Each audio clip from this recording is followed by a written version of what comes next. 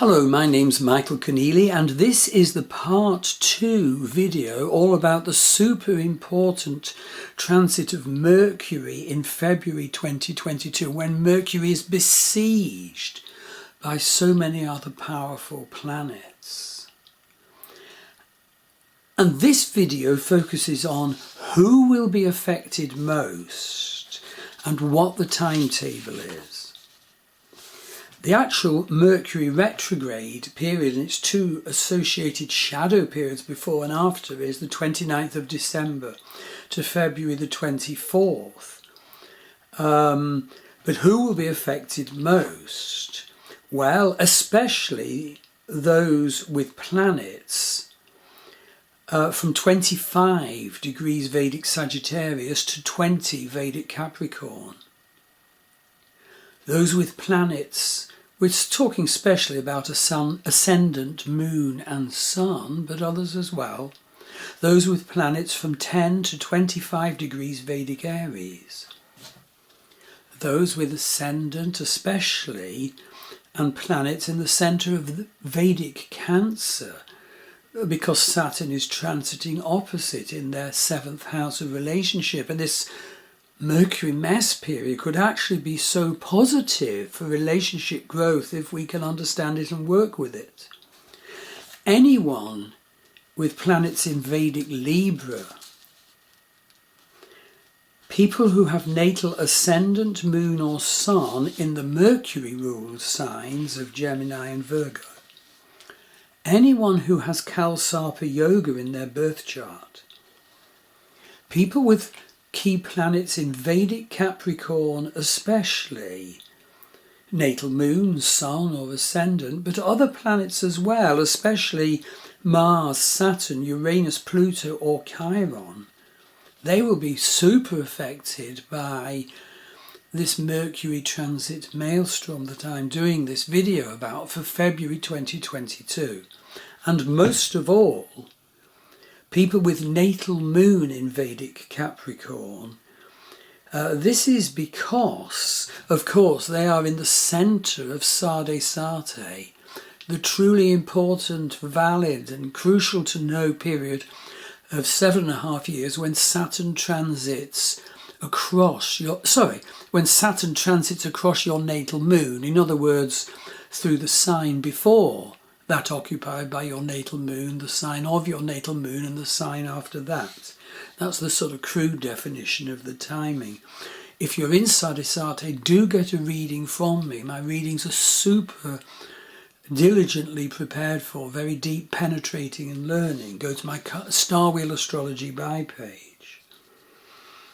Sadhisate is likened to going down into a pit to face our personal darkness, our wounds, our limitations, our demons, but all with the divine purpose of us rising up out of the pit by the end of the period, reborn and purified, and ready to embrace the next phase of our incarnational and karmic destiny in this life. And this, of course, affects people with natal moon in Vedic Sagittarius, Capricorn or Aquarius, but especially, of course, Vedic Capricorn, where Saturn is now. Although Saturn drops into Vedic Aquarius for a couple of months shortly. So, if you're in that situation, be prepared, be forewarned, become knowledgeable, seek connection to the divine all through your difficult time. Don't fall into the trap. And this is a difficult time which affects each and every one of us once every approx 28 years, the Saturn orbit time. So I do hope this careful study of the weird energies of the Mercury transit in February 2022 is useful in your supreme spiritual task now of managing them positively and growing in spiritual awareness in a mixed up, challenging time. I'm going to give you the timetable in a moment. But I want to say, before I go into the timetable, I do hope that the revolution that Uranus offers you and me now will mean that you and I will actually be going through the bright new door of our future. I feel that's the case for me. I hope it is for you. I do hope that the empowerment that Pluto offers you and me now will be healing and strengthening and reduce our wounds and shadow issues, allowing us to become the hero we were born to be. May yours and mine, relationship with Saturn be one of healing, so that karmas can arise now to be noticed, karmas that cannot be ignored, so that we might this time find the right structure to manifest our hero self, the right strategy for our life and our work, the Saturn strategies and structures that are right for you, right for me. And may each of us now become the powerful, positive Mars warrior, not the social media rampage idiot. So to summarise, when Mercury gets caught up in the square from Uranus to Saturn, Mercury is caught up in the forces of revolution that smash at our blocks and restrictive structures and force us to storm our personal Bastille. The tension drives us and messes up our Mercury patterns of thinking and communication. And when Mercury gets caught up in Pluto, Mercury is caught up in our shadow issues, where so much stuff is buried and we pretend it isn't there. Our deep issues of power and powerlessness, hurt, the fear, the dread, that destabilize us and make us cry out to stand in our proper power, even though our consciousness is probably blocked to really know what our power damages actually fully are. But this is a chance for blabbermouth Mercury in connection to Pluto to raise our consciousness and thus indeed contact the divine dimension of Mercury. Remember, each planet is a face of the divine. That is one of the wonderful realizations of Vedic astrology. Okay, let's now move on to the timetable. December the 29th was the before period shadow period, which runs to January the 14th. And so I list the dates. December the 29th to February the 24th, Saturn, Uranus, Pluto and Mercury are all bound up in mutual transits.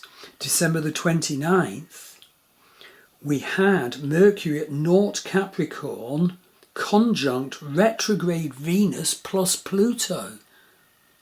December the 29th. January the 3rd, Mercury was at 7 Capricorn, conjunct the moon in the heavens. January the 13th, Mercury was at 16 Capricorn, square Uranus at 16 Aries. January the 13th. January the 14th, Mercury turned retrograde at 16 Capricorn, retrograde until February the 3rd. January the 16th, Sun was conjunct Pluto, what an energy. January the 23rd, Mercury retrograde was conjunct Sun at 9 Capricorn. January the 29th, Mercury retrograde was conjunct Pluto at 2 Capricorn. January the 30th, Mercury retrograde was conjunct the Moon at 1 Capricorn. Upcoming, as I said, February the 3rd, Mercury turns direct at naught Capricorn and the after shadow period starts and runs to February the 24th. But February the 11th, Mercury moving forward is conjunct Pluto again at 3 Capricorn. Mercury conjunct Pluto, think about it. February the 14th, Mars and Venus are conjunct exact at 21 Sagittarius. I'm doing a separate video about that, watch this space. February the 24th, Mercury reaches 16 degrees Capricorn, the degree he turned retrograde at, so the after shadow period ends. But February the 24th, Mercury returns to an exact square from Uranus, now at 17 Aries. February the 26th, Mercury enters Capricorn and fights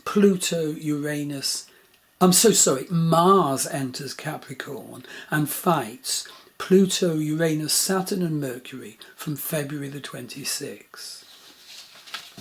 So my point is, if we spell out the exceptional detail of the energies affecting Mercury this February, the better we can tackle it. That's why I'm doing a 3-part video. Stuff will arise, but it's ideally to be healed. This is actually the divine purpose of astrology, to hear and understand the nature of the energies properly presented, and then to grow spiritually by handling them well and becoming the hero as we do it. With Mercury energies in the intense, messy way now that they are in February 2022, we'll each need to learn to understand our own minds and our communication patterns, our personal communication psychology, how our psychology affects the way we communicate, personal unconscious factors. Always according to the tune, we need to learn what they are and heal them. And then we need to grow to understand and embody the divine nature of Mercury. That's what each planet calls us to understand its divine nature. What is the divine nature of communication? Can you embody that? And will each of us grow in understanding how we can benefit from Mercury's current exceptional connections to Uranus, to Saturn and to Pluto at this exceptional time?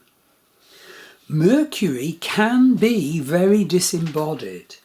And most certainly I have found embodiment work super useful, super healing and super strengthening in this fraught Mercury retrograde sequence. If we're embodied, we're more able to watch and calm and heal. You know, the idiot games our mind gets up to. We need to be properly in touch with our bodies at this time. We also need to be properly in touch with our earth, with the earth. Indeed, in the course of writing the post, I went out and, just stood on the nearby coast road, seeing the mountains a few miles away across the bay, so central to the tradition of the gods and goddesses of the ancient Irish, and then went down to the little village. This was so healing. We do need to continue our contact with the earth as well. So I'd like you to now go on to video 3, which is all about the nature of the Mercury retrograde shadow period and how to handle them. There's 2 of them at the beginning and the end of the retrograde period. Okay, and if you want detail of how to handle all this in your life so as to heal and succeed, do get in touch with me for a reading. Go to my Star Wheel Astrology buy page. And my wife, Maggie Pashley, offers this huge range of healing modalities online. I look forward to working with you. Thank you.